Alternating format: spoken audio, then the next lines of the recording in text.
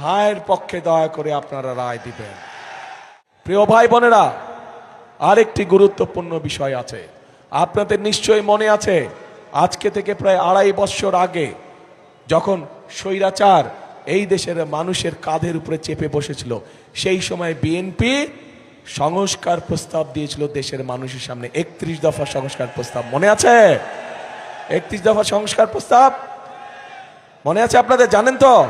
আচ্ছা, পরবর্তীতে আমরা কি দেখলাম, যে বর্তমান সরকার যখন আসলো, অন্তর্বর্তীকালীন সরকার আসলো, অন্তর্বর্তীকালীন সরকার এসে তারা একটি সংস্কার কমিশন করলো এবং বাংলাদেশের প্রায় কম বেশি রাজনৈতিক দলগুলোকে সেখানে আহ্বান করলো। আমরাও গিয়েছি সেখানে, আমরা আমাদের সংস্কার প্রস্তাব আমরা দিয়েছি এবং মোটামুটিভাবে সংস্কার প্রস্তাব যেগুলো আমরা দিয়েছি, যা আমরা জনগণের সামনে অনেক আগে উপস্থাপন করেছিলাম, সেইগুলাই কম বেশিভাবে তারাও দিয়েছে।